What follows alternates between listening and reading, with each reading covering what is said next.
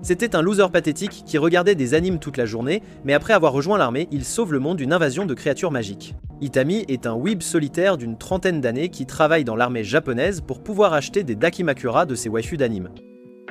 Un jour, alors qu'il se rend à une convention d'anime, une mystérieuse porte s'ouvre, libérant d'innombrables créatures mythiques terrifiantes comme des dragons, des chevaliers en armure, des elfes. Elle commence à semer le chaos dans la ville, saccageant et détruisant les immeubles de grande hauteur.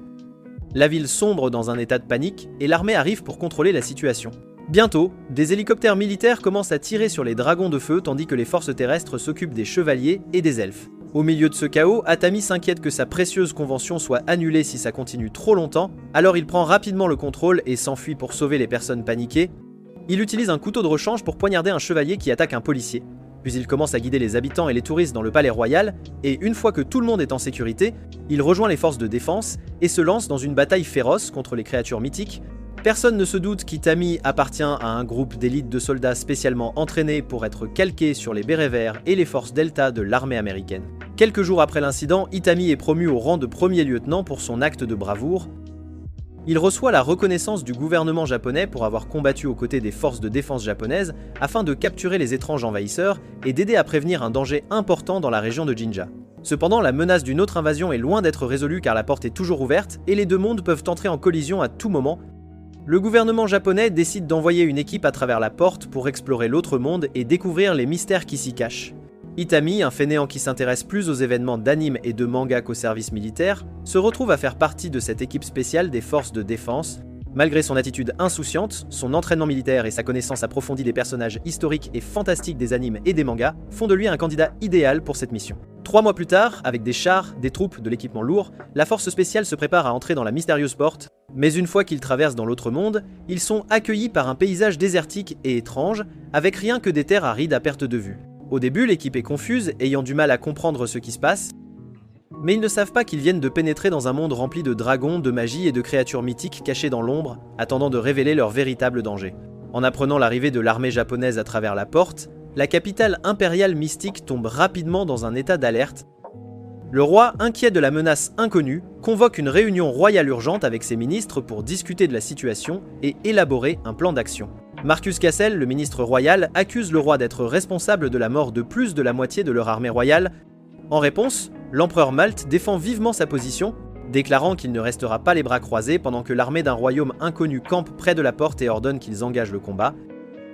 Même si le ministre Cassel avertit qu'une bataille provoquera un bain de sang, le roi ordonne à ses ministres d'envoyer des représentants aux royaumes voisins, leur demandant de l'aide pour protéger le continent contre les envahisseurs inconnus de l'autre monde.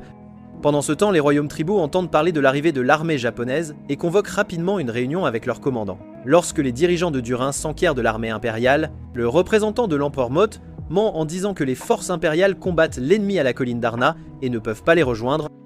Cependant, Lord Durin, le commandant militaire de l'armée tribale, n'est pas convaincu car il n'a pas vu beaucoup d'ennemis à la colline d'Arnas. Le représentant de l'empereur insiste pour une attaque sur l'ennemi au lever du soleil le lendemain.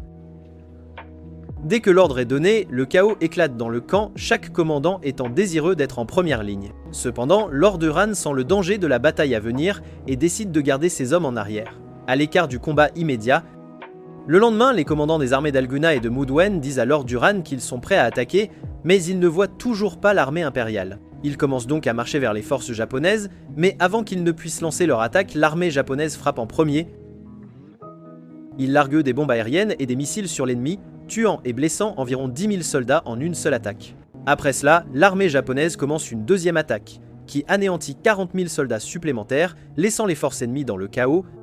La nuit, les commandants militaires se rassemblent à nouveau dans les camps et demandent à Lord Duran s'ils doivent se retirer de la bataille car ils ont perdu plus de la moitié de leurs soldats et 2 importants chefs militaires. Lord Duran répond qu'il est trop tard pour s'échapper et qu'il ne reculera pas tant qu'il n'aura pas vengé ses camarades morts.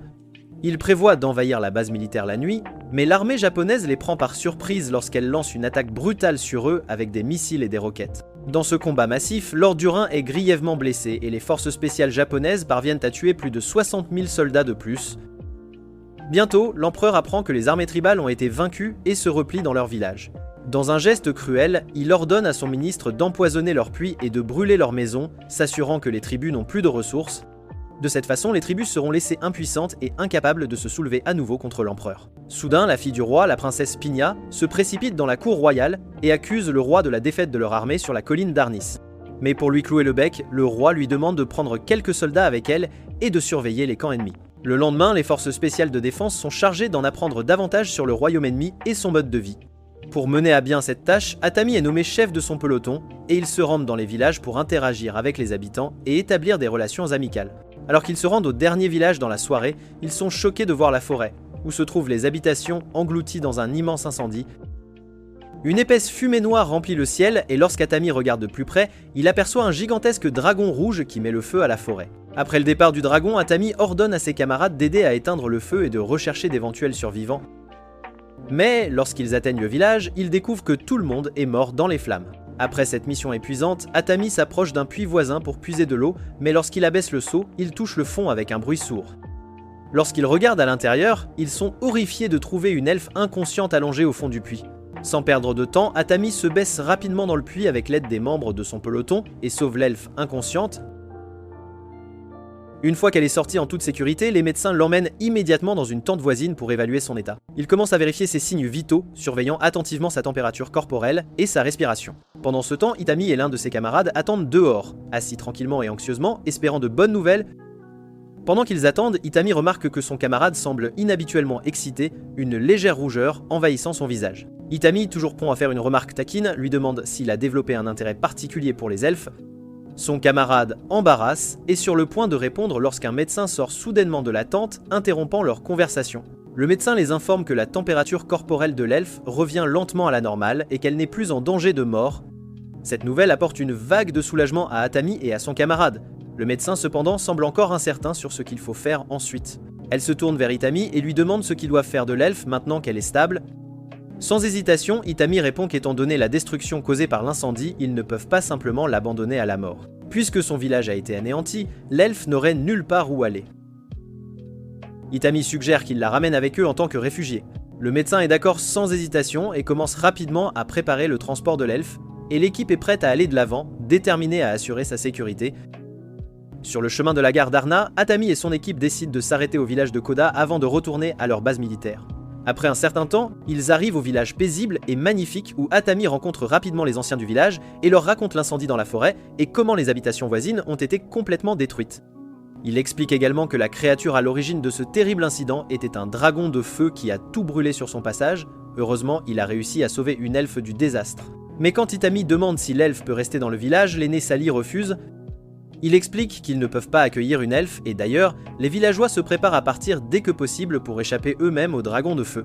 Quand Itami en demande la raison, le chef du village répond qu'une fois que le dragon de feu a goûté à la chair des humains ou des elfes, il continuera d'attaquer les villages et les villes. Pendant ce temps, aux frontières du village de Koda, il y a une maison du sorcier nommée Kato, qui essaie également de fuir le village avec son élève, Lily. Mais ils ont une petite voiture qui ne peut pas transporter tous les livres de magie du sorcier. Alors Lily suggère de ne transporter que les plus importants. Bientôt, ils commencent leur voyage et atteignent le village de Koda où les villageois sont tous prêts à s'échapper du village. Mais le sorcier et ses élèves apprennent bientôt que l'une des charrettes transporte trop de poids et que son essieu est donc cassé. Alors Itami et ses soldats essaient d'aider avec la charrette. L'aile n'a jamais vu de soldats portant des costumes étranges, alors elle saute rapidement de la charrette et court vers Itami pour l'examiner de plus près, lui et ses camarades. Mais avant qu'elle ne puisse atteindre Itami, elle tombe sur une fille à moitié consciente qui est soignée par les médecins de l'équipe d'Itami. Elle est fascinée par ces étranges personnes, mais soudain un cheval se déchaîne et saute sur ses talons arrière, prêt à écraser l'aileux, mais l'un des soldats l'abat. Une Laile effrayée réalise qu'elle a été sauvée par ces étranges personnes et son respect pour eux augmente. Plus tard, l'un des hommes d'Itami demande avec inquiétude s'ils vont devoir s'occuper de ces villageois sans abri puisqu'aucune royauté ou armée ne vient à leur secours. Itami répond qu'il a appris des chefs du village qu'aucun de leurs commandants militaires n'est rentré chez lui après avoir été envoyé combattre les forces spéciales japonaises à la colline d'Arnaz. Le lendemain matin, Atami et son peloton sont en voyage avec les villageois pour trouver un endroit approprié où ils pourront s'installer. L'un des camarades demande à Atami combien de temps les villageois seront en fuite. Atami répond qu'ils vont continuer à courir jusqu'à ce qu'ils soient sûrs que le dragon de feu ne vient. Il ajoute que les réfugiés connaissent le même sort dans n'importe quelle partie du monde. Après avoir marché pendant un certain temps, une autre charrette tombe en panne, alors le chef du village demande au propriétaire de porter ce qu'il peut et de continuer à marcher, car ils ne peuvent pas se permettre de rester là longtemps. Étonnamment, Atami ordonne à son peloton de brûler la charrette, et quand l'un des médecins le confronte avec colère, il répond calmement qu'il a fait cela pour assurer la sécurité de tout le monde. Il dit que la famille dont la charrette est tombée en panne n'était pas disposée à avancer et qu'il ne peut pas se permettre d'appeler un véhicule de secours car ils sont bien au-delà des lignes de front, et l'ennemi pourrait les attaquer s'ils appellent des renforts ici, ce qui mènera à une bataille énorme, et les pauvres villageois seront pris entre deux feux, et un combat imprévu mènera à une perte énorme de vie et de biens. Soudain, le chauffeur informe Itami et que quelques créatures s'approchent d'eux. Itami saisit rapidement ses jumelles et remarque un vol de corbeaux qui se dirige vers eux. Mais quand il regarde de plus près, il est choqué de voir une jolie fille gothique Lolita debout parmi eux. Le personnage, tout comme ceux qu'il voit souvent dans ses animes et mangas préférés. En la voyant, un groupe d'enfants du village saute hors de la Jeep et court joyeusement vers elle. Même si Atami ne comprend pas sa langue, il peut comprendre que la fille Lolita est très amicale avec les enfants. Les enfants l'informent qu'il s'échappe du village à cause de la menace du dragon de feu. La fille regarde Atami avec curiosité et s'approche de sa Jeep, regardant avec admiration l'étrange véhicule et l'étrange groupe de personnes assises à l'intérieur. Les enfants la rassurent en lui disant qu'Itami et ses camarades sont de bonnes personnes car ils les ont aidés à échapper au dragon de feu. Alors, d'un ton séducteur, elle demande à Itami de la laisser monter aussi dans le véhicule, mais Itami comprend à peine la langue et la regarde comme une mauviette. Sans aucun avertissement, la fille saute à l'intérieur de la Jeep et s'installe confortablement sur les genoux d'Itami, tandis que le pauvre Itami retient nerveusement sa respiration. Ses camarades les regardent avec stupéfaction, mais la fille Lolita s'amuse à taquiner Itami, tandis qu'il continue désespérément à lui demander de descendre.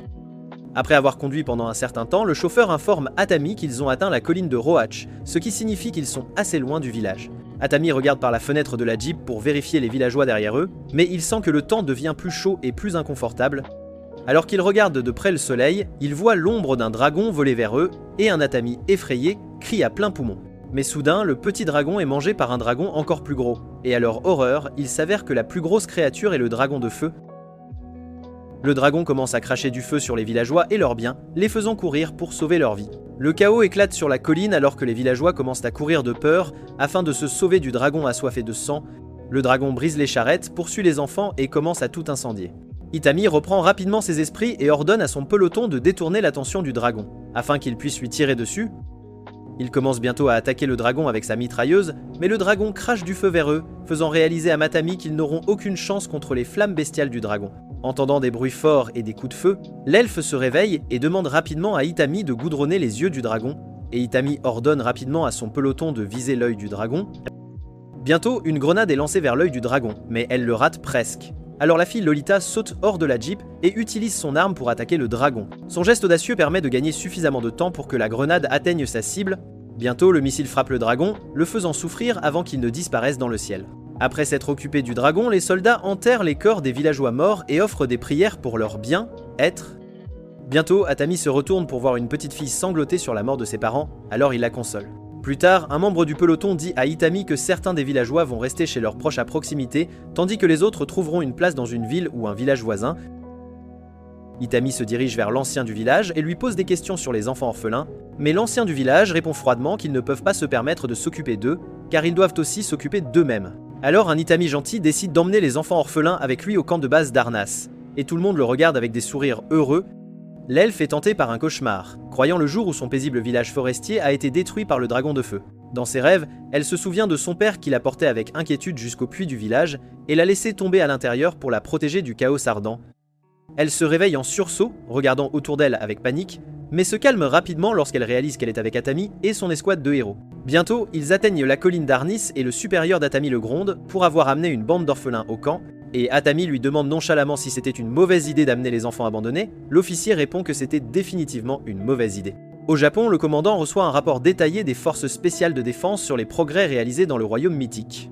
L'un des principaux défis auxquels Atami et son équipe sont confrontés est la barrière de la langue, car les habitants parlent une langue complètement différente. Malgré cela, l'équipe a réussi à établir des liens pacifiques avec plusieurs villages.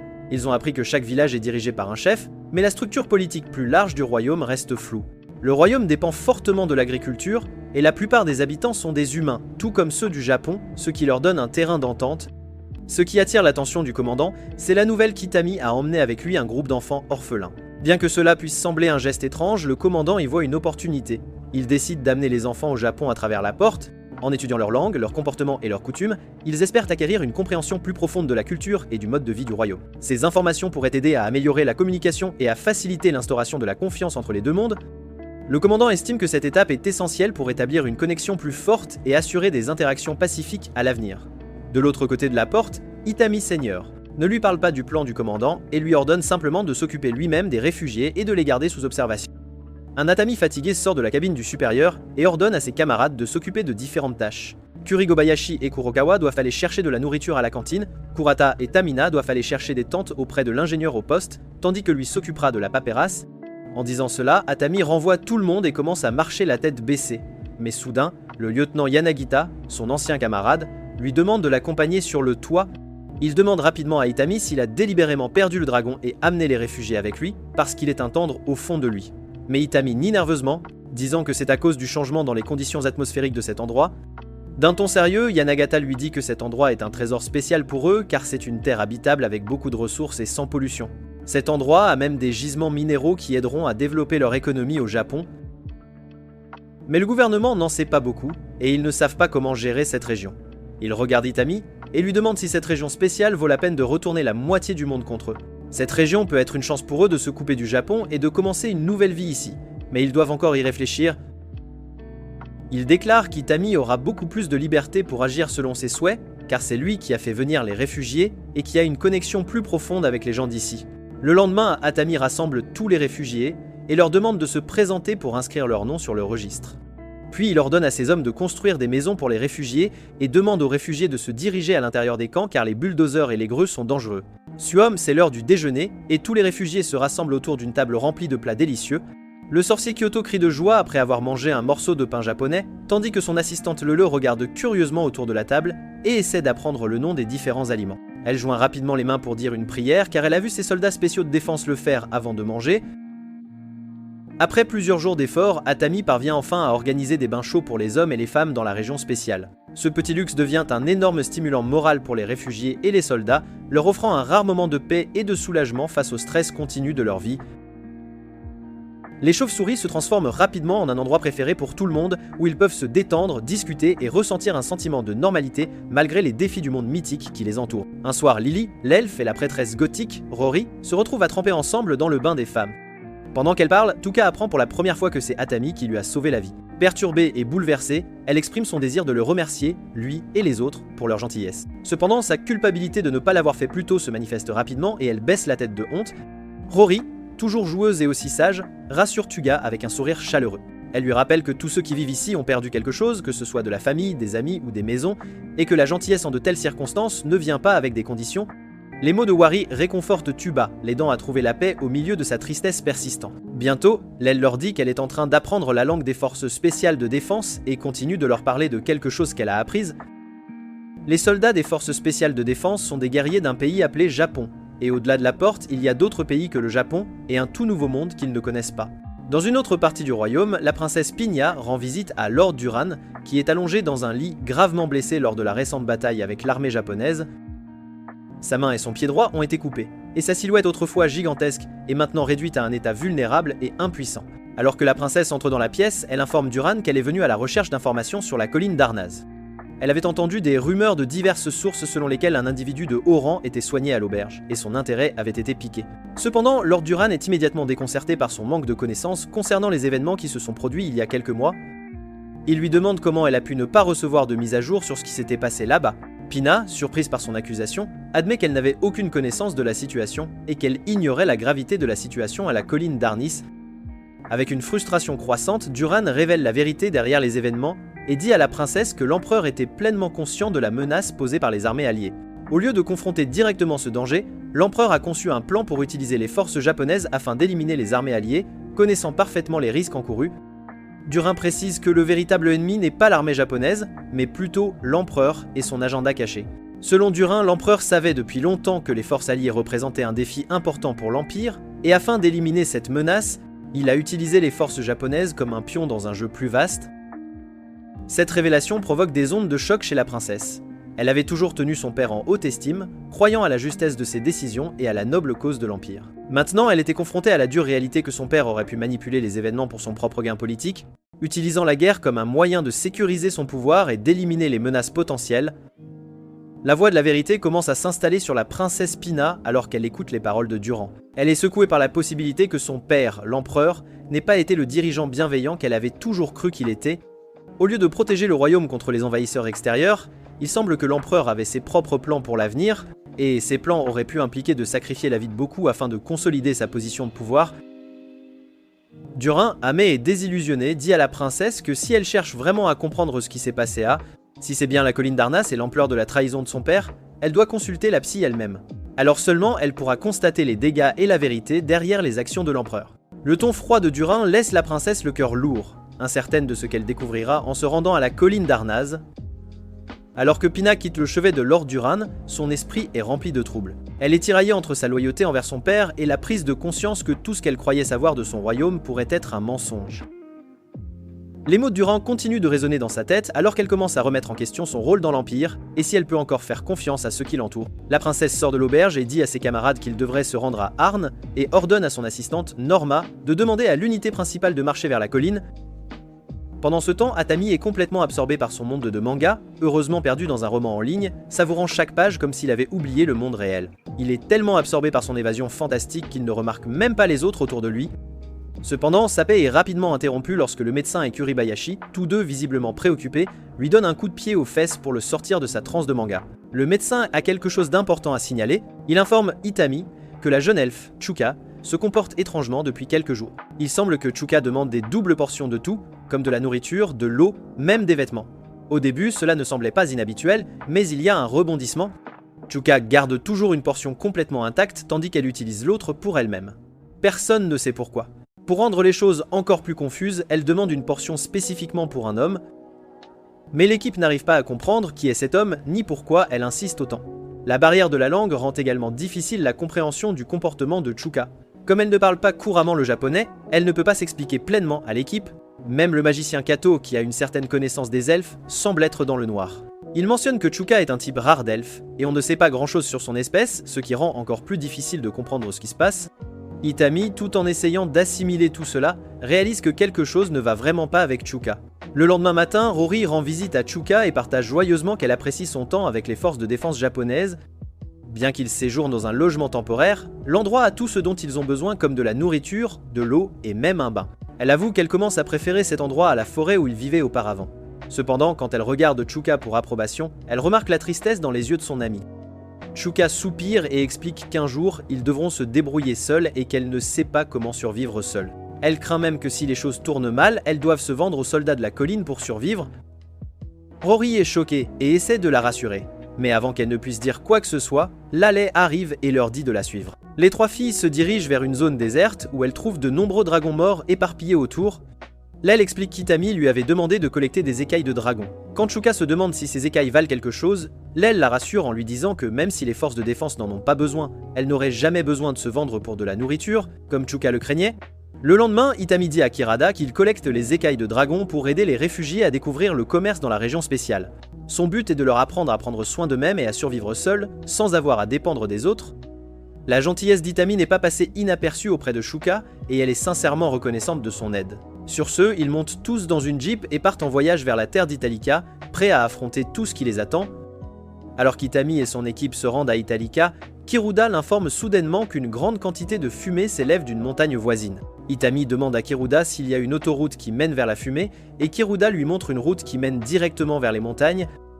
Grâce à son expérience, Itami réalise rapidement que la fumée provient de la région autour d'Italica. Lely suggère que la fumée pourrait provenir de quelque chose de gros qui est brûlé dans la région. Réalisant la gravité de la situation, Atami ordonne à ses unités de rester en alerte et de surveiller de près leur environnement, en gardant également un œil sur le ciel. Pendant qu'Atami est au milieu de la conversation, Rory se lèche les lèvres avec excitation, disant qu'elle peut sentir du sang à proximité. Il s'avère que la princesse Pina et son unité militaire sont en train de piller le royaume d'Italica. Le choc des épées, le sang et les corps sont visibles partout. Après que les forces de la princesse réussissent à prendre le contrôle du château, les choses commencent à se calmer. Son assistant, l'air confus, demande pourquoi il s'occupe de bandits à Italica.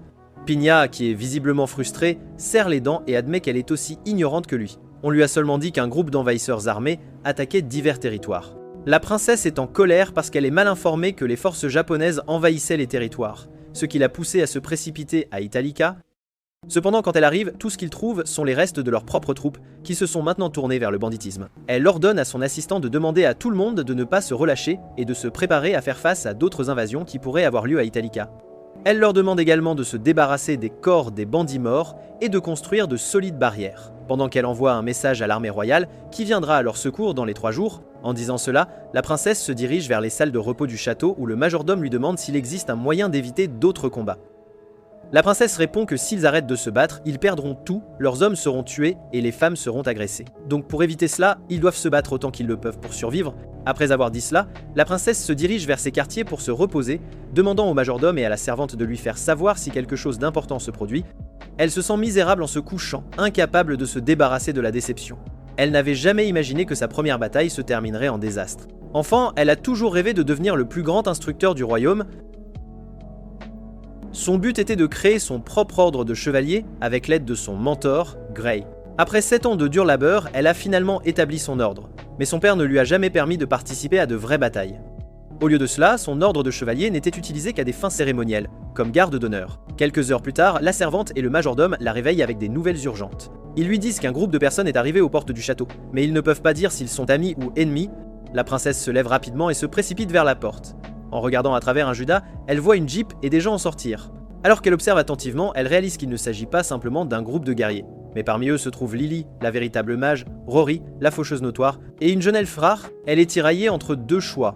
Doit-elle ouvrir les portes aux étrangers ou les chasser, car ils pourraient être des ennemis? Après avoir réfléchi pendant un certain temps, la princesse décide d'ouvrir les portes, et dès qu'elle le fait, elle se moque d'Atami en toute hâte. La jeune elfe la gronde pour être une tête de linotte et avoir ouvert les portes sans se rendre compte que quelqu'un pourrait se tenir près de celle-ci. Bientôt, Atami se réveille et demande à ses camarades de se tenir prêts et il les contactera si nécessaire.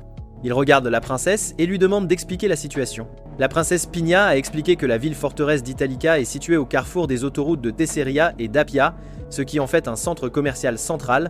Sa position importante a permis à Italica de prospérer pendant des générations gouvernées par la noblesse impériale. Cependant, tout a changé lorsque le dernier dirigeant de la ville est décédé de manière inattendue, laissant derrière lui 3 filles qui se sont rapidement retrouvées dans une lutte acharnée pour le contrôle du trône.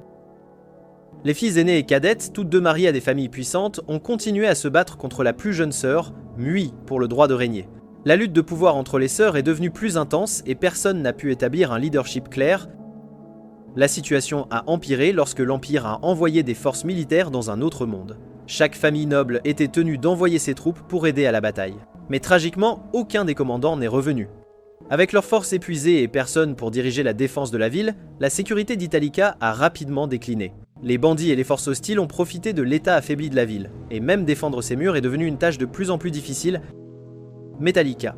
Autrefois un bastion de pouvoir et maintenant face à un avenir incertain, son peuple vivant dans la peur alors que la lutte pour le contrôle se poursuivait. Bientôt, la princesse Pigna ouvre les portes d'une chambre, et quand ils entrent dans la pièce, Itami et les autres sont choqués de voir la plus jeune fille, la princesse Mui, assise sur un trône.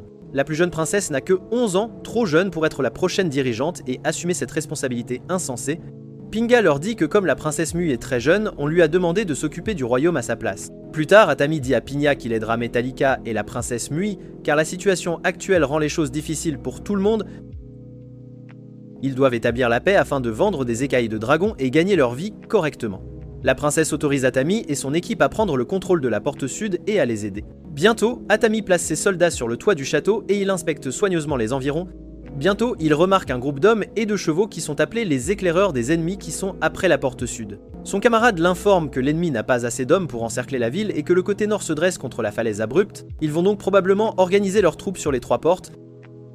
Itami est un peu inquiet car il n'a que 12 soldats pour garder la porte sud. Et maintenant ils ne peuvent pas reculer car ils ont déjà proposé d'aider la princesse. Itami ordonne rapidement à ses troupes de se positionner en s'assurant qu'elles sont soigneusement placées. À minuit, l'ennemi lance une attaque surprise depuis les portes est et Otami réalise rapidement que les bandits n'ont pas ciblé la porte sud parce qu'ils ne sont pas simplement des criminels ordinaires trahissant des soldats. Pendant ce temps, la princesse et son unité de chevaliers sont engagés dans une bataille féroce avec un autre groupe de bandits à la porte est. Alors que la nuit s'assombrit, des flèches commencent à pleuvoir sur le château, semant la panique parmi les défenseurs. La situation devient plus chaotique car ils découvrent bientôt que les bandits ne sont pas seuls et qu'ils ont un lanceur d'esprit qui s'est joint à l'assaut, ajoutant une menace encore plus grande au conflit. Un combat brutal éclate entre les défenseurs et les bandits, les 2 camps subissant de lourdes pertes. La princesse, regardant le bain de sang se dérouler sous ses yeux, et submergés par la violence insensée. Ces chevaliers luttent pour maintenir le contrôle, et les défenseurs du château sont poussés à leurs limites. La vue de son peuple qui tombe remplit la princesse d'un profond sentiment d'impuissance et de culpabilité. Elle souhaite désespérément pouvoir appeler Itami et son équipe pour venir à leur aide, mais une vague de culpabilité la submerge. Elle se sent responsable de les avoir envoyés dans ce qui semble maintenant être une mission suicide aux portes nord. Les bandits prennent lentement le contrôle d'Italica, semant la destruction partout. Ils tuent et blessent les habitants, laissant derrière eux la peur et le chaos. L'armée impériale fait de son mieux pour les arrêter, mais à moins de soldats, ce qui rend plus difficile de retenir les assaillants.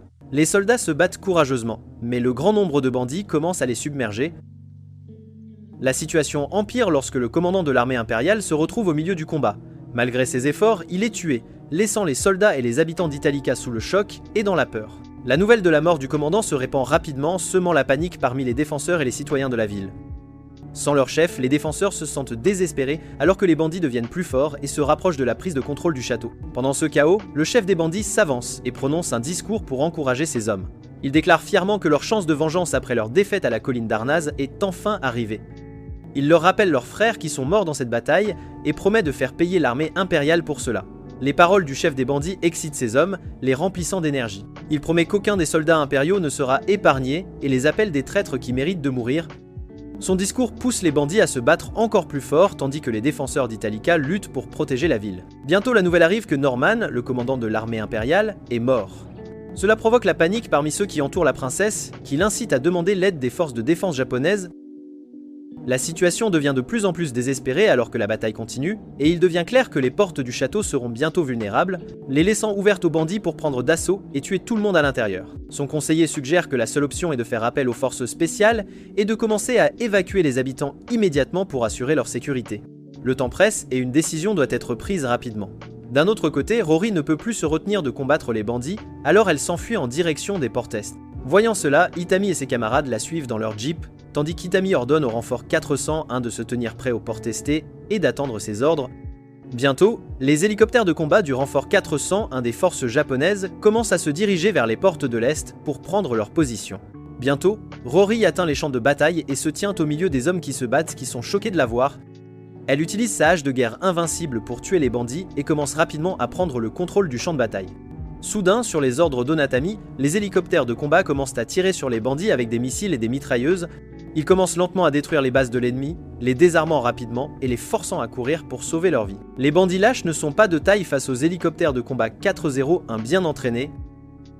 Bientôt, Itami et son équipe atteignent également les portes est et commencent à arroser de balles sur l'ennemi, les faisant courir comme des chats blancs. Voyant qu'Itami la couvre, Rory recommence à se battre, tuant les bandits comme des insectes sous ses pieds. Finalement, elle tue le commandant de l'armée des bandits et la foule éclate dans le chaos après la mort de leur chef. Le commandant des hélicoptères de combat demande à Itami d'évacuer rapidement du château, car ils cibleront les bases de l'ennemi dans 10 secondes. Après avoir détruit les bases, les soldats descendent de l'hélicoptère et commencent leur mission de sauvetage, tandis que la princesse regarde avec admiration l'étrange machine qui peut tuer des gens en quelques secondes. Les baïonnettes sont éliminées, les soldats commencent à travailler à la recherche des habitants et à la restauration des maisons des gens. Les conseillers de la princesse lui rendent visite pour lui annoncer qu'ils ont finalement gagné. La princesse déclare que c'est l'armée impériale qui a gagné, mais les forces de défense japonaises et la prêtresse d'Emboy, Rory, qui ont réussi à tous les sauver. Elle ajoute que les forces de défense japonaises sont l'ennemi de leur royaume qui a pris le contrôle de la colline d'Arna, et elle se demande si elle a appelé une force plus dangereuse afin de sauver Italica.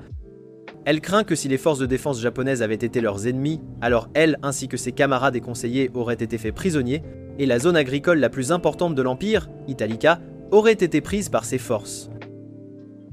Une fois que tout est terminé, ils se rassemblent tous dans la cour royale d'Italica devant la princesse Mui. Atami leur permet de prendre le contrôle des prisonniers mais à condition qu'ils soient traités avec respect. Bientôt, les négociations sont terminées et les forces de défense demandent à la princesse de prendre en charge les dépenses diplomatiques, de délégation et de sécurité. Les forces de défense n'occuperont pas la ville d'Italica et partiront immédiatement. Cependant, avant de partir pour le camp de base, les filles de l'équipe d'Atami vont vendre les écailles de dragon aux marchands. Après un peu de négociation, Lely parvient à obtenir 30 000 pièces d'argent pour 200 écailles de dragon. Mais pour les 10 000 pièces d'argent restantes, le marchand leur donne quelques informations sur les événements récents pour compenser cela. Après les affaires, ils sont tous sur le chemin du retour vers la colline, mais soudain la Jeep s'arrête avec un crissement, et le chauffeur dit à Itami qu'il peut voir de la fumée à nouveau. Quand ils utilisent leurs jumelles pour regarder de près, ils remarquent que c'est une fille à cheval, L'étrange fille a les cheveux blonds portant une tenue soignée, suivie d'autres filles sexy. Quand Itami regarde de près, il peut voir les drapeaux du royaume impérial, et cela signifie clairement que les filles sont les rangs des chevaliers de l'ordre du royaume dont la princesse leur a parlé plus tôt. La chevalière blonde s'arrête devant la Jeep et demande avec colère s'ils sont l'ennemi d'un autre royaume. Quand Itami sort pour s'expliquer, un autre chevalier met une épée sur son cou, lui demandant de se taire. Quand Itami essaie de parler à nouveau, le chevalier le gifle, ce qui amène les autres soldats à prendre leur position pour tirer sur les chevaliers impolis. Mais Itami leur demande de le laisser et de courir et ils tournent rapidement leur jeeps et s'enfuient, tandis qu'Itami est laissé en otage avec les chevaliers. Les chevaliers battent Itami à sang avant de l'emmener à la princesse. Quand la princesse voit Itami dans un état meurtri, elle jette un verre de vin au visage d'un des chevaliers, les appelant une bande d'idiots qui ont kidnappé leur sauveur, Itami. Elle leur dit tristement qu'ils ont violé le traité qui a été signé entre les forces spéciales de défense et la ville d'Italica, et cela signifie clairement que les forces de défense peuvent appeler à la guerre contre Italica. D'un autre côté, l'équipe d'Itami et les autres attendent désespérément à la frontière d'Italica qu'Itami revienne. Le général, qui est le second commandant, déclare qu'ils attendront jusqu'au coucher du soleil, et si Itami ne revient pas alors, ils entreront dans le château pour le ramener. Pendant qu'il parle, l'assistante la plus proche d'Itami dit aux filles qu'Itami est un rangé, et elles sont choquées d'entendre cela. Itami, qui semble être un psychopathe obsédé par les mangas, est en fait un rangé bien entraîné qui a suivi un entraînement infernal et a un esprit et un corps d'acier. Après un certain temps, il décide d'entrer dans le château puisqu'il n'y a aucun signe d'Itami. La jeune elfe utilise sa magie du sommeil pour chanter une berceuse pour envoyer les gardes dans un sommeil profond, et bientôt, tout le monde s'endort. Elle grimpe rapidement sur le toit du château et signale aux soldats d'entrer dans les lieux, et les soldats prennent rapidement leur position. À l'intérieur du château, Itami est bandé et mis au lit pour l'aider à se remettre. Quand il se réveille, il est un peu surpris de se voir entouré de filles qui ressemblent à des créatures mythiques. L'une d'elles a des oreilles de chat tandis que l'autre a l'apparence d'un lapin. Bientôt, la femme de chambre en chef entre dans la pièce et assure Itami qu'il est dans les chambres de la princesse et elle a ordonné aux serviteurs de prendre bien soin de lui. Elle l'informe également que les chevaliers qui l'ont traité si mal sur leur chemin vers Italica sont également sévèrement punis et ils lui sont tous si reconnaissants d'avoir sauvé leur ville bien-aimée. La femme de chambre commente sérieusement que quelqu'un qui a sauvé le royaume n'aurait pas dû être traité durement, donc s'ils souhaitent détruire la ville d'Italica afin de se venger, alors ils le soutiendront également, mais ils ne devraient pas blesser la princesse Mui. Itami leur assure rapidement qu'il ne fera rien de stupide comme ça.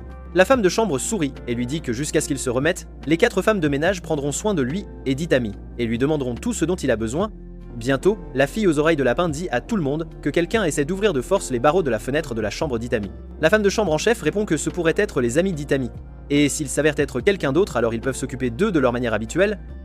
Quand un Atami confus s'enquiert des filles qui le servent, la femme de chambre répond que l'une d'elles est une lapine guerrière nommée Mamina, l'autre est le chat nommé Persia, la troisième est la méduse nommée Aurea, tandis que la dernière est une humaine nommée Mon.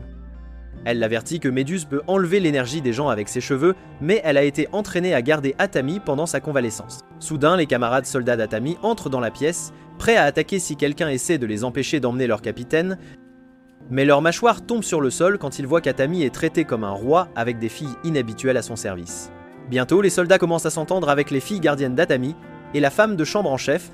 Les hommes essaient de flirter avec les filles tandis que la femme de chambre en chef continue de s'accrocher à Rory afin d'obtenir ses bénédictions. Restant dans l'atmosphère animée autour de lui, Atami commente que puisque tout le monde est amical ici, ils peuvent rester à Italica pendant un certain temps et passer un bon moment ensemble au nom de l'échange culturel. La princesse appelle les chevaliers de l'ordre de la rose et parle à la chevalière blonde. Elle lui dit d'assumer la responsabilité d'avoir maltraité Atami et lui suggère d'utiliser son charme pour obtenir son pardon. Cela, espère la princesse, les aidera à surmonter l'incident pacifiquement. À contre-cœur, la chevalière blonde accepte. Elle s'habille avec des vêtements révélateurs et se rend dans la chambre d'Atami, s'attendant à ce qu'il soit seul. Mais quand elle entre, elle est choquée de voir un rassemblement animé. La pièce est remplie de gens qui discutent et rient, et Atami est au milieu de tout cela, l'ignorant complètement. La chevalière blonde se sent humiliée. Elle se rappelle qu'elle est la deuxième fille de la respectée maison de Palestine, mais Atami ne la regarde même pas. Cela blesse sa fierté et la colère prend rapidement le dessus. Dans un accès de rage, elle se précipite vers Atami et le gifle violemment au visage, lui laissant une grosse échymose. Le tumulte les amène à être amenés devant la princesse. Quand la princesse voit l'échymose sur le visage d'Itami, elle est choquée. Après avoir appris que la blonde Meg est à nouveau responsable, la princesse soupire de frustration. Elle commence à s'inquiéter, craignant qu'Itami ne riposte en ordonnant à ses forces de les attaquer, risquant leur paix fragile. Les soldats disent à la princesse qu'ils emmènent Itami avec eux car elle est libre de s'occuper de ses chevaliers à sa guise. Ils lui disent également qu'Itami doit présenter un rapport devant leur Sénat national, il doit donc être présent. Quand la princesse entend parler du Sénat, un sentiment de peur la submerge. Elle craint qu'Itami ne se plaigne de la mauvaise conduite de son chevalier et le Sénat japonais pourrait appeler à une guerre contre Italica. Alors la princesse se lève rapidement de son trône et déclare qu'elle accompagnera Itami au Sénat. Le lendemain matin, Atami, ses camarades et la princesse Pina se rendent au Sénat. Alors qu'ils approchent de la colline d'Arnas, la princesse remarque des soldats s'entraîner avec leurs armes à feu et semble perplexe. Curieuse, elle demande à Lely si ces soldats sont des sorciers utilisant la magie. Lely secoue la tête et explique que les soldats ne sont pas des sorciers mais utilisent des armes appelées fusils. Elle décrit les fusils comme des outils cylindriques qui créent des explosions en utilisant des balles de plomb. Ces armes, combinées à leur entraînement, rendent les soldats extrêmement efficaces au combat. Lely ajoute qu'ils sont « Leur manière unique de combattre fut la raison de leur victoire sur les forces impériales à la colline d'Arna ». Alors que la princesse regarde à l'extérieur, sa curiosité se transforme en crainte. Elle aperçoit des chars, des hélicoptères et des soldats armés, ce qui lui semble étrange et terrifiant. Dépassée, elle compare ces machines et armes à des monstres venus d'un autre monde, trouvant incroyable que des humains puissent créer de telles choses. Après avoir atteint le camp de base, la princesse est conduite auprès du lieutenant général Azama, qui est responsable de toutes les activités de défense dans la région spéciale. L'aile l'accompagne également en tant que traductrice et médiatrice. Quand le général demande pourquoi une princesse de haut rang de la région impériale est venue leur rendre visite, elle répond avec regret que ses forces se sont mal comportées avec Atami et qu'elle est donc venue demander pardon. Le général répond qu'il a lu les rapports et qu'il pourrait y avoir un malentendu aux échelons inférieurs. La princesse hoche la tête en signe d'accord et répond qu'elle est profondément désolée pour cela. Le général dit que la princesse a eu la gentillesse de servir de médiatrice entre l'Empire et les forces de défense et que si le traité leur cause des problèmes, ils peuvent toujours reconsidérer les termes et élaborer un nouvel accord. La princesse répond rapidement que les termes actuels du traité lui conviennent parfaitement. L'assistant du général dit à la princesse qu'Atami leur a demandé de considérer les Ecchymoses comme faisant partie de son devoir dans la région spéciale et non par la princesse et les chevaliers. Plus tard dans la soirée, Atami est assis dans sa cabine, grommelant sur la façon dont ses fonctions dans la région spéciale l'empêchent d'assister à des événements d'anime. Il se penche en arrière sur sa chaise, fixant le plafond et souhaitant une pause dans sa vie bien remplie. Alors que ses paupières s'alourdissent et qu'il est sur le point de s'endormir, on frappe à la porte, ce qui le surprend. Quand il ouvre la porte, il trouve Lely debout là, l'air complètement épuisé. Ses yeux tombent et sa voix est douce lorsqu'elle explique qu'elle a passé toute la journée à interpréter pour les forces de défense et le peuple de son royaume. Elle lui demande s'il peut la ramener à son camp et Tommy jette un coup d'œil à l'horloge et fronce les sourcils. Il est déjà tard et organiser un gîte à cette heure serait difficile. Il lui suggère de rester dans sa cabine pour la nuit et de se reposer. Lely hésite un instant, mais hoche ensuite la tête, trop fatiguée pour discuter. Avant qu'elle ne puisse s'installer correctement, Lely s'effondre sur le sol et s'endort sur place. Tommy soupire, secouant la tête avec un petit sourire.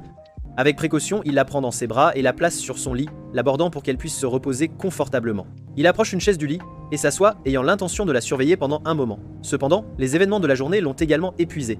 Il ne faut pas longtemps avant qu'il ne s'endorme, posant sa tête sur le bord du lit. Le lendemain, la fille Elf, Rory, Lily et le magicien se préparant à franchir les portes et à se rendre au Japon pour être interrogés plus en détail par les autorités japonaises. À la surprise générale, la princesse se joint également à eux, accompagnée du chevalier blond, disant qu'elle les accompagnera également en secret. Bientôt, le groupe traverse les portes pour atteindre le Japon, et ils sont tous choqués de voir les immeubles de grande hauteur et les gratte-ciel partout. La princesse se demande que l'Empire qui a commencé une guerre contre une civilisation capable de construire des structures touchant le ciel sera sûrement vaincu. Pendant qu'Itami fait la paperasse, un homme aux cheveux bouclés se présente comme Komakado, un représentant du quartier général du renseignement, et il a été chargé de les emmener en toute sécurité. Itami le regarde avec suspicion et demande s'il vient du département de la sécurité publique. L'homme étrange rit en réponse et répond que quelqu'un d'aussi intelligent qu'Atami peut facilement déduire l'identité d'une personne. Komikado sort son bloc-notes et commence à tout raconter sur Atami et ses antécédents. Il a dit qu'il avait examiné Atami et découvert qu'il avait obtenu les deuxièmes plus mauvaises notes de sa classe pendant sa formation d'officier et qu'il avait à peine évité la dernière place parce qu'un autre stagiaire s'était blessé. Il a obtenu son diplôme mais a été réprimandé en passant tout juste et son yo s'est énervé et l'a jeté dans l'école d'officier rangeur qu'il a terminé d'une manière ou d'une autre. Pour une raison quelconque, Itami a été transféré à Narushino après cela. De mauvaises évaluations personnelles l'ont maintenu au rang de second lieutenant, mais après l'incident de Jeans, il a été promu premier lieutenant. Mais ce qui est fascinant, c'est qu'un fainéant comme Itami avec une réputation horrible en service a fini par devenir AS Ranker, un groupe de soldats spécialement modélés sur les Green Berets et la Delta Force de l'armée américaine. Itami le regarde et répond que si une colonie de fourmis se débarrasse de la plus paresseuse, alors les autres commenceront à être paresseuses à la place, donc les paresseux sont nécessaires. L'étranger rit d'un Tommy et se moque de lui en disant que si des paresseux comme lui commencent à obtenir des postes importants, alors ils sont définitivement condamnés. Bientôt, ils montent tous dans un bus qui les emmène à travers la ville qui a des marchés et des arbres de Noël. Les invités de la région impériale sont fascinés de voir les étranges bâtiments avec des gens à l'intérieur. Ils s'arrêtent dans un magasin de vêtements pour acheter des vêtements pour les invités afin qu'ils puissent être habillés en tenue de soirée pour visiter le bâtiment de la Diète, puis ils vont déjeuner rapidement. Après un certain temps, ils atteignent le bâtiment du Sénat où la princesse est présentée à l'assistant du Premier ministre et au secrétaire aux affaires étrangères. Ils procèdent tous à prendre leurs sièges respectifs. L'assistant les informe de la procédure en disant qu'ils vont tenir une conférence pour s'assurer qu'ils sont tous sur la même longueur d'onde. Ils discuteront et décideront d'un certain nombre de questions ici à l'avance. Bientôt, la nouvelle se répand au Japon qu'après 4 mois de l'incident de Ginza, la première séance de questions-réponses se tiendra aujourd'hui à la Diète, en plus du personnel des forces de défense qui ont été là dans la région spéciale avec les réfugiés qui sont invités. Dans la soirée, une conférence de presse est organisée pour les invités et les forces de défense. Dès qu'Atami entre avec les réfugiés, les déclencheurs des appareils photo se déclenchent avec excitation et bientôt les délibérations commencent. Bientôt, une femme monte à la tribune pour accuser les forces de la FAD de ne pas avoir été assez rapides et de sauver les vies des personnes qui ont été tuées par le dragon dans la région de Ginza. Pour répondre à sa question, Atami répond calmement que puisque le dragon était plus fort et plus puissant, la FAD ne pouvait pas faire grand-chose. De plus, il manquait de puissance de feu suffisante, qui a rebondi sur le corps du dragon. Il voulait vraiment avoir une arme plus puissante, comme un faisceau de particules chargées, un canon électrique, une bombe à graviton ou quelque chose comme ça. La preuve de la force du dragon réside dans les écailles collectées dans la région spéciale, et ils ont conclu que les écailles sont aussi solides que le tungstène, et il exhale des flammes à haute température. Il est donc déraisonnable d'exiger 0 victime lorsqu'on combat un monstre comme celui-ci. La femme demande à Lel si elle a rencontré des inconvénients en vivant dans les camps de réfugiés créés par les forces de la FAD dans la région spéciale. Lel répond calmement que tous ses vêtements, sa nourriture, son abri, son travail, ses besoins spirituels sont pris en charge au camp. La femme demande si la réponse de la SDS a en quelque sorte contribué aux 150 victimes, et Leli nie. La femme demande à l'elfe si ses oreilles sont réelles, et la fille elfe répond qu'elles le sont, et dès qu'elle révèle ses oreilles, la foule s'emballe de voir une vraie fille elfe. La femme choquée demande s'il rencontre un problème avec la gestion de l'attaque du dragon par la FAD. La fille elfe répond qu'elle n'en est pas sûre car elle était inconsciente à ce moment-là. Ensuite, c'est le tour de Rory, et la première question qu'on lui pose est son nom. Après cela, on lui demande de décrire la vie dans les camps de réfugiés, et Rory répond que c'est très simple. Quand elle se réveille, elle prie, et la nuit, elle dort paisiblement. Elle utilise son temps pour manger et tuer, et faire des offrandes à M-Boy, le dieu de la guerre. La femme demande que selon les rapports, un tiers des réfugiés ont été tués dans les attaques du dragon, tandis que la SDS n'a subi ni perte ni blessure. Donc, les gens qui auraient dû les défendre avec leur vie ont d'abord mis leur propre sécurité en avant, et à la fin, la vie des civils a été mise en danger. Après avoir posé cette question, la femme sourit, pensant qu'elle a finalement révélé les vraies couleurs des forces de la FAD, mais soudain, Rory crie dans le micro, traitant la femme d'idiote. Rory continue de raconter à quel point les forces de défense se sont bien battues avec le dragon, gardant les réfugiés en sécurité derrière leurs boucliers. De plus, elle demande ce qu'il y a de mal à ce que les soldats essaient de sauver leur vie, car s'ils meurent inutilement, alors qu'il va protéger les gens ordinaires qui ne font que s'asseoir confortablement et se plaindre, elle ajoute que les forces ont combattu le dragon de feu et sont revenues vivantes, donc la première chose qu'ils devraient faire est de les louer. De plus, l'équipe d'Itami a réussi à sauver les 3/4 des réfugiés avec leur vie, et si elle ne peut même pas comprendre que les soldats d'un pays ont une période très difficile, et qu'ils ont réussi à faire quelque chose que personne d'autre ne peut faire, alors la femme est stupide et idiote. La femme, visiblement irritée par la réponse de Rory, se déchaîne contre elle, la traitant de gamine impolie qui ne sait pas comment parler à ses aînés. Elle se moque d'elle pour son manque de valeur et essaie de lui enseigner les normes et les comportements du Japon. Quand Rory voit que la femme est à nouveau une gamine, elle se prépare à lui donner une leçon pour éviter toute escalade supplémentaire. Itami intervient rapidement et essaie de changer de sujet. Il prend le micro et informe tout le monde que Rory peut paraître trop jeune pour son âge, mais qu'elle est la plus âgée de toutes les personnes présentes dans la pièce.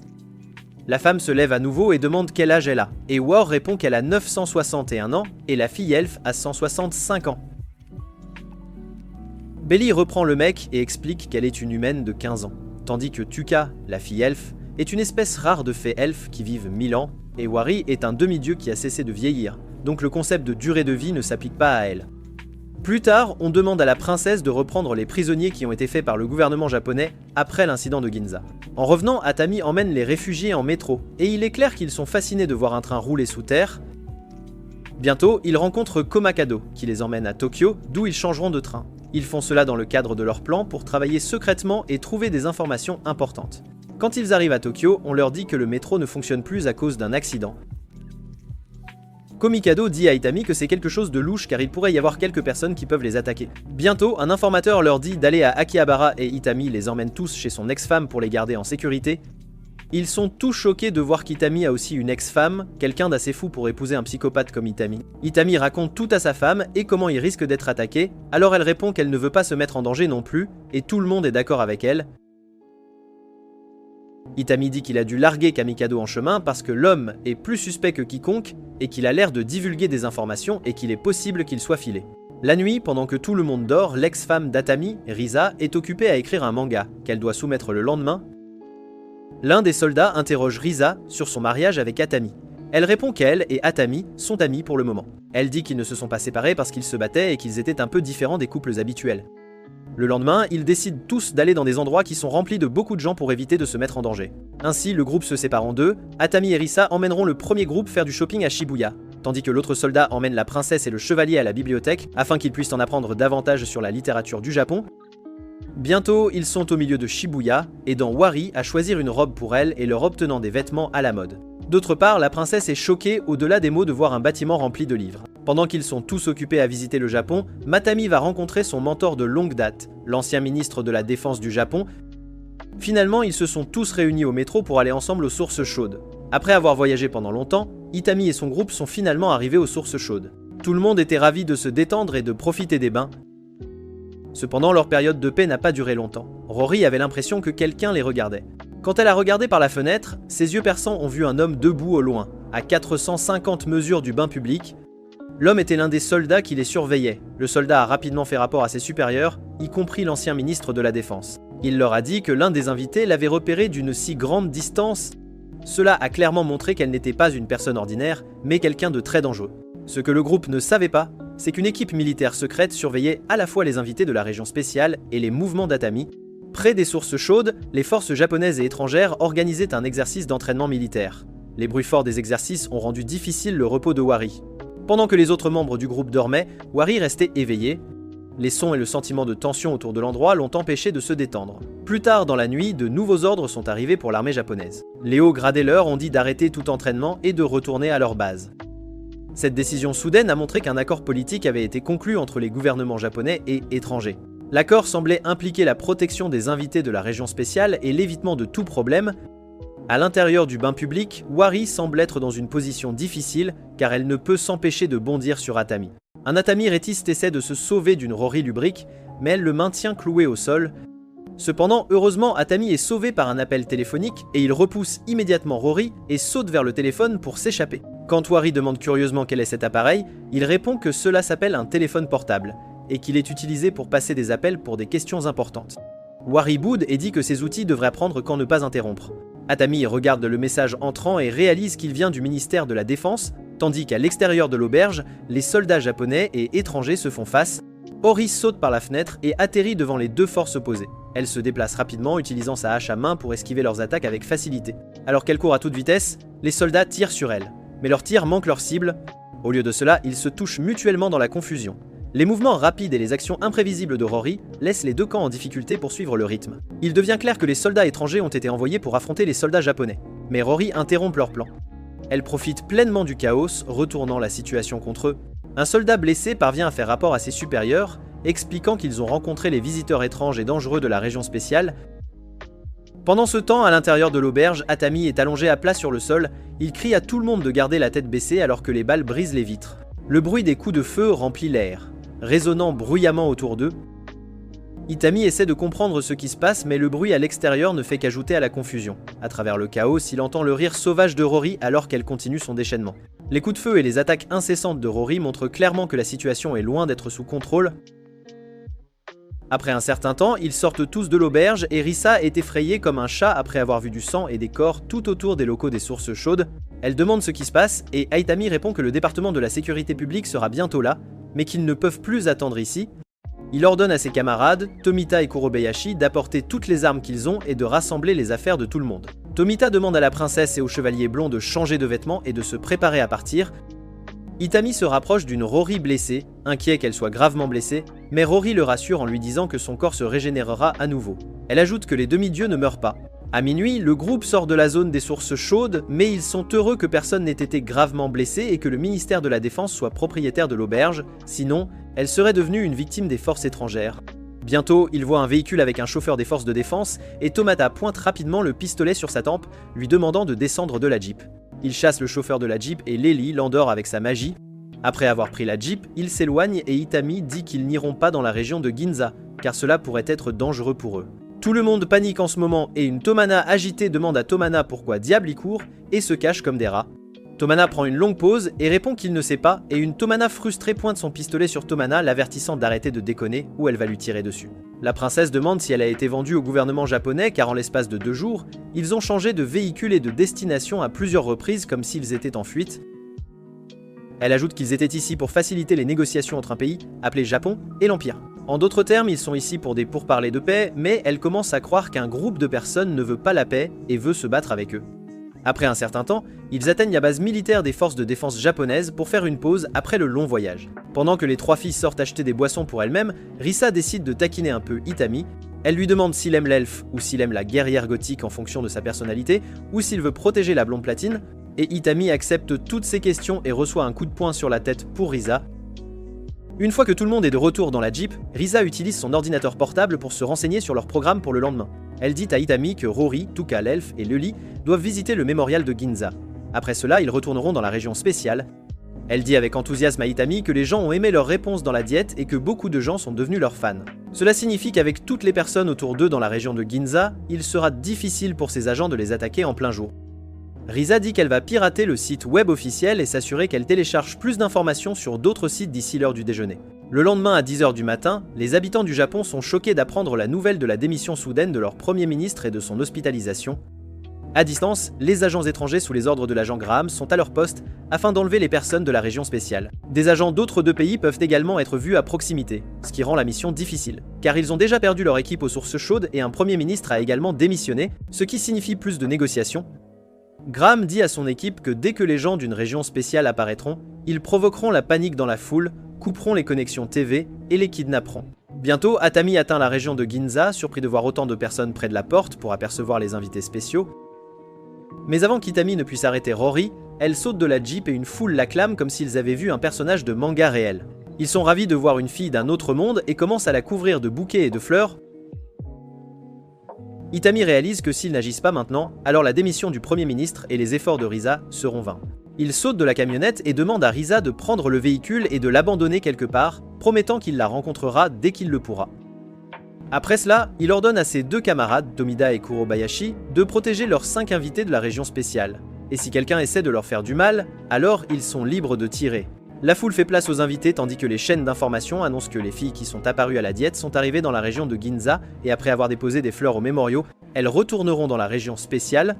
La ville est bondée de leurs fans qui agitent la main et leur donnent des fleurs. Pendant ce temps, de l'autre côté, Graham est troublé parce qu'il ne peut pas mener à bien la mission avec autant de personnes entourant les invités. Soudain, Komakado, le chef de la sécurité publique, leur rend visite et il dit qu'il est ici pour garder un œil sur ce que font les autres pays. Il avertit Graham qu'il sera obligé de les arrêter s'il essaie d'agir intelligemment avec lui, lui faisant savoir qu'il a arrêté les agents de la CIA. Un Graham frustré appelle immédiatement les supérieurs pour leur dire que toute l'équipe des agents de la CIA a été arrêtée. Après avoir prié pour le bien, être des morts au mémorial, les portes de la région de Ginza s'ouvrent pour que les invités partent pour leur empire et la foule les acclame. Bientôt, ils atteignent la région spéciale et Atami est accueilli par ses amis soldats, et tout le monde est ravi après un voyage rempli de plaisir. La nuit, la princesse dit au chevalier blond qu'elle veillera à mettre fin à la guerre, car s'ils choisissent de se battre, ils perdront sûrement leur empire au profit des forces japonaises. Elle écrit une lettre à l'empereur au sujet de sa décision et décide de retourner dans la capitale le lendemain. Après 5 mois de l'incident de la région de Jinzir, la bataille d'Italica et d'autres événements, la colline d'Arnis est extrêmement paisible. Différentes cultures et marchandises ont commencé à être échangées à l'ombre de la porte, et de nombreuses personnes différentes ont commencé à se rassembler à l'Alnus.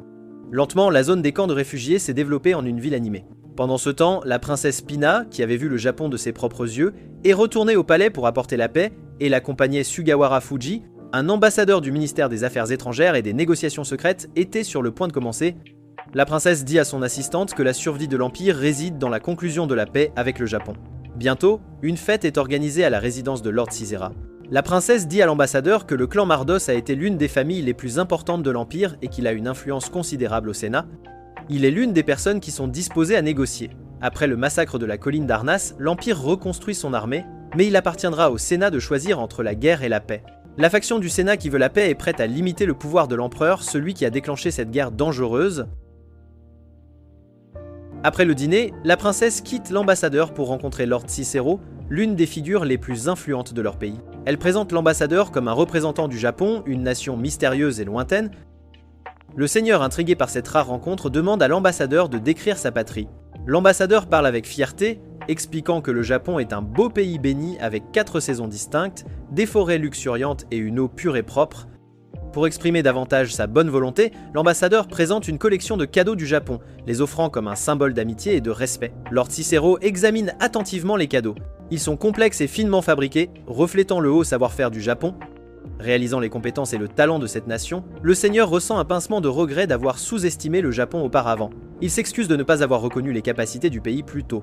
Curieux de cette terre lointaine, Lord Cicero demande où se trouve le Japon.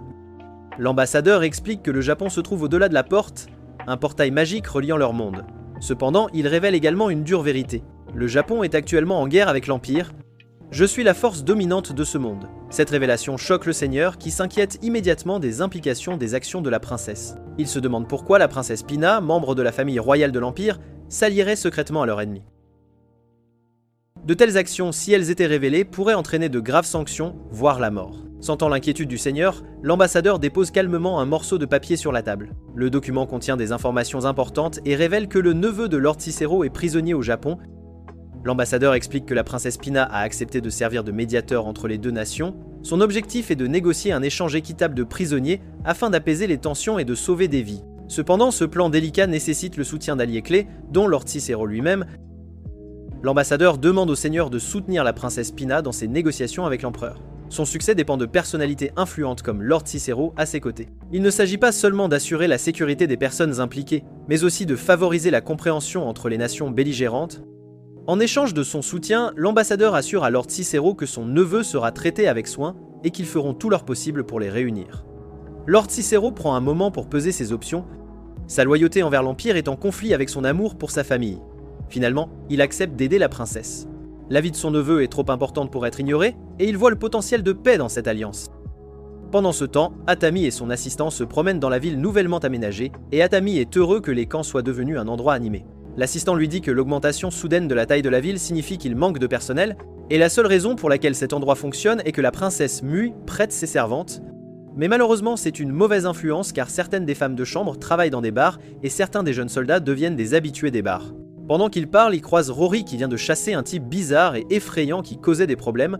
Ils vont tous ensemble dans un bar voisin pour prendre un verre et aperçoivent la fille elfe à la recherche de quelqu'un. Elle leur fait signe et repart à la recherche. Le médecin de l'équipe d'Itami lui dit que la fille elfe part à la recherche de son père décédé tous les soirs et ils doivent l'arrêter, sinon elle risque de se blesser. Lorsque Rory demande s'il devrait vraiment forcer la fille elfe à accepter la réalité, le médecin répond qu'ils doivent le faire parce que les gens ne peuvent pas continuer à vivre pour l'avenir sans accepter une réalité. Itami demande au médecin de laisser la fille elfe faire ce qu'elle veut, car ils vont lui annoncer la nouvelle de la mort de son père, alors elle pourrait perdre la tête. De plus, ils seront bientôt retirés de la région spéciale et il n'y aura personne pour s'occuper d'elle. En entendant cela, le médecin devient un peu triste et quitte le bar pour se diriger vers le camp de base. Pendant que Rory et Atami sont seuls, elle lui raconte ses aventures et lui conseille d'honorer la vie autant qu'il le peut. Soudain, une elfe noire nommée Yao entre dans le bar et crie sa colère à tout le monde pour avoir servi de l'alcool aux enfants. Elle suppose que Rory est une jeune enfant et se met à lui parler de manière grossière. Visiblement agacée, Rory lui demande ce qu'elle fait ici, alors l'elfe répond qu'elle est la fille de Diane et qu'elle cherche des hommes verts, et qu'elle a besoin de leur parler. Puis elle appelle Atami pour avoir saoulé Rory, l'accusant d'être un pervers. Rory se cache immédiatement derrière l'elfe et prétend qu'Atami l'a vraiment forcé à boire avec lui. Voyant l'elfe en colère prête à l'attaquer, Atami s'enfuit pour sauver sa vie, tandis que Rory saute par la fenêtre, pendant que l'elfe noir est occupé à chercher Itami. Après l'avoir chassé, l'elfe retourne au bar et demande des nouvelles des hommes verts qu'elle recherche. Les gens du bar ont vite compris la raison pour laquelle Rory jouait la comédie. Elle voulait sauver Itami, Pardi. L'elfe verte n'a aucune idée qu'elle a chassé la personne qu'elle recherchait. Mais personne n'ose le lui dire, car ils ont tous peur de Rory. L'elfe noir montre aux gens un véritable diamant d'adamantite qu'elle a préparé comme récompense pour quiconque la mènera aux hommes verts. Tous les gens du bar se rassemblent autour d'elle pour regarder le gros diamant, disant que n'importe qui peut acheter des terres avec cet énorme morceau de pierre précieuse, et ils commencent tous à se disputer pour savoir qui mènera l'elfe noir aux hommes verts. L'elfe noir regarde les gens qui se battent et leur dit calmement qu'ils ne sont pas assez capables pour la tâche et qu'elle a besoin de quelqu'un qui puisse tuer un dragon de feu blessé. En entendant parler du dragon de feu, les gens quittent lentement le bar, s'excusant car ils ont trop peur pour affronter un dragon assoiffé de sang. Ils assurent cependant à l'elfe noir que l'un des hommes verts pourrait accepter son offre et tuer le dragon pour elle. Bientôt, l'elfe noir sort également du bar en regardant les environs. Quand elle écoute attentivement, elle peut entendre le chant des esprits du vent, de l'eau propre et de l'air pur.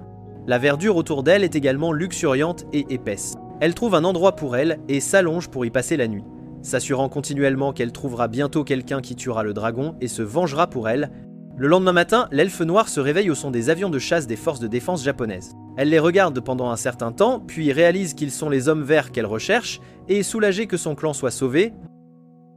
Il s'avère qu'il y a quelques mois, le dragon de feu avait attaqué le village Schwartz de l'elfe noir. Avec son souffle enflammé, il a brûlé les gens dans leurs maisons, tuant et blessant de nombreuses personnes. Le dragon l'a laissé comme une terre aride avec plus de 220 corps morts et des gens brûlés gisant dans toute la forêt. Les membres restants du clan ont organisé une réunion pour trouver une solution au problème du dragon de feu. Ils ont placé leurs espoirs sur l'elfe noir nommé Yao, qui avait retiré l'un des bras du dragon et l'avait chassé. Puisque Yao est la plus forte et la plus sage d'entre eux, avec une épée et des compétences que personne ne peut égaler, Yao avait perdu tous ses amis et son fiancé face au dragon sauvage. Elle reçoit le plus grand trésor du clan et on lui demande de trouver les hommes verts. Avec cela, Yao promet de prendre la responsabilité d'amener les hommes verts avec elle, ce qui s'est avéré être les forces de défense japonaises. Dans le présent, elle suit le chemin de l'hélicoptère et court vers le camp de base. Elle trouve 2 gardes à l'entrée du camp et leur raconte tout sur son village et le dragon. Mais les gardes ne semblent pas comprendre la langue de Yoi. Cela rend Yao un peu déçu, mais son esprit se tourne vers Itami lorsqu'elle l'a trouvé dans le bar et il semblait comprendre sa langue. Young essaie de trouver des gens qui peuvent trouver Itami, mais elle ne rencontre que des voyous et des escrocs qui ne s'amusent tout simplement pas avec elle. Elle trouve bientôt un magasin dans lequel les soldats des forces de défense se rendent et une chère fille est la vendeuse là-bas. Elle court vers elle et lui demande si elle peut l'aider à communiquer avec les soldats. La jeune fille lui montre un livre rouge qui sert de guide pour communiquer dans 2 langues différentes. Elle dit à la fille elfe que ce livre est un guide pour parler aux hommes verts et que tous ceux qui travaillent ici en reçoivent un gratuitement. Yao supplie la chère fille de la laisser avoir le livre, mais elle est incapable d'accepter sa demande car elle pourrait être renvoyée pour cela. Entendant la commotion, 2 soldats entrent et quand ils voient Yao, ils réalisent qu'elle est la même elfe. Ils la recherchent depuis longtemps. Après un certain temps, le lit est appelé pour aider les soldats à interpréter la langue de Yao, qui ne cesse de dire qu'elle a besoin de leur aide. Lily entre dans la pièce et prend place devant Yao et lui demande de dire ce qu'elle veut. Yao la supplie de l'aider à faire parvenir un message aux soldats. Elle souhaite sauver son clan du dragon de feu et pour cela, elle a besoin de l'aide des forces japonaises. Sujimbel emmène Yao chez le général qui dit qu'il ne peut pas l'aider car sa forêt se trouve au-delà du territoire de l'Empire et étant une armée étrangère, ils ne peuvent pas franchir ses frontières sans autorisation. Y entrer signifierait une déclaration de guerre et elle devrait abandonner. Yao supplie qu'elle n'a pas besoin de toute une armée, mais de quelques hommes capables de vaincre le dragon. Le général répond qu'il ne peut pas donner un tel ordre car cela signifierait pousser ses hommes au bord de la mort. Bientôt, Lily accompagne Yao dans une jeep et la ramène dans ses bois. Le chauffeur regarde l'elfe triste et lui dit qu'Itami pourrait l'aider. C'est une personne qui peut aller très loin pour sauver quelqu'un qui lui tient à cœur. Lily emmène Yao dans un salon de thé qui sert un thé incroyable pour la dépression et l'anxiété. Bientôt, Yao se met à sangloter, disant qu'elle ne peut pas revenir sans l'aide des soldats. Son clan la surveille et espère qu'elle reviendra bientôt avec les hommes verts, mais elle revient les mains vides. Les commandants militaires assis près de leur table voient Yao pleurer et essaient désespérément de trouver une solution pour aider Yao et son clan. L'un d'eux a suggéré d'éliminer le dragon en utilisant un minimum de force. Il suggère d'utiliser des missiles sur le dragon et enfin d'envoyer de l'infanterie pour confirmer que le dragon est mort. Après la postée, Lily dit au revoir à Yao et elle se rend au bureau local, où la fille elfe travaille comme directrice. La fille elfe regarde Yao et la salue joyeusement, disant qu'elle a entendu parler d'elle par Lily. La fille elfe propose de l'emmener au dortoir. Itami rencontre la princesse au plus profond de la forêt, où ils s'assoient ensemble pour parler. La princesse commence à partager tout ce qui s'est passé depuis son retour du Japon. Elle raconte à Itami les défis et les changements dans le royaume et comment les choses ont évolué depuis son départ. Après s'être rattrapée, la princesse se tourne vers un manga romantique qu'elle avait récemment reçu du Japon. Itami apprend que le palais royal est fortement influencé par la culture japonaise. Les chevaliers qui travaillent au palais ont également commencé à apprécier la nourriture japonaise. Ils passent leur temps à savourer des friandises comme des bonbons, des desserts et du thé japonais, ce qui donne au palais l'impression d'être plus au Japon que jamais auparavant. Itami écoute tranquillement, intrigué par l'influence de la culture japonaise sur le royaume. Il ne s'attendait pas à un tel mélange de traditions, mais plus il en entend, plus il réalise à quel point les gens ont adopté ces nouvelles coutumes. La princesse sourit en parlant de la façon dont elle a appris à apprécier ces choses, mais elle a toujours ses responsabilités. Elle se concentre sur l'établissement de la paix entre l'Empire et le Japon, espérant qu'un jour les 2 nations s'uniront en harmonie. Avec un dernier au revoir chaleureux, elle dit à Itami que son travail est loin d'être terminé. Itami quitte la forêt avec un sentiment d'utilité. Alors qu'il monte dans sa calèche, le médecin qui voyage avec lui partage de bonnes nouvelles. Les enfants du village de Koda ont envoyé leurs remerciements pour son aide à les sauver. Kitami ressent une profonde satisfaction en sachant que les enfants sont en sécurité et apprennent également le japonais. Le lien entre le Japon et le royaume continue de croître et cela le remplit de fierté. Alors que la calèche avance, Atami regarde par la fenêtre. Il regarde le paysage défiler, mais ses pensées sont loin. Il sourit doucement à lui-même, sachant que le Japon et le royaume ont un long chemin à parcourir. Il croit que la paix peut être atteinte et il espère que ses efforts feront une différence. Dans son cœur, il est déterminé à instaurer cette paix. La tâche peut être difficile, mais à un moment donné, il se sent plus certain que jamais que l'avenir est prometteur pour le Japon et le royaume. Le voyage continue, et au fur et à mesure que le paysage change, ses pensées changent également. Itami reste concentré sur la situation dans son ensemble, sachant que son travail est loin d'être terminé. Il n'est qu'une partie d'un effort plus vaste, mais à chaque pas, il a l'impression de se rapprocher de l'objectif de la paix. Le lien entre les deux nations est plus fort que jamais, et il croit qu'un jour, elles travailleront ensemble en tant qu'alliés. Alors que la journée touche à sa fin, Natami Kantagreen, les gens qu'elle recherche et est soulagée que son clan soit sauvé. Des nouvelles à attendre avec impatience, un sourire silencieux sur son visage, alors qu'il réfléchit à tout ce qui a été accompli et à tout ce qui reste à venir. Si cette vidéo vous a plu, pensez à vous abonner et à regarder les vidéos sur votre écran ensuite.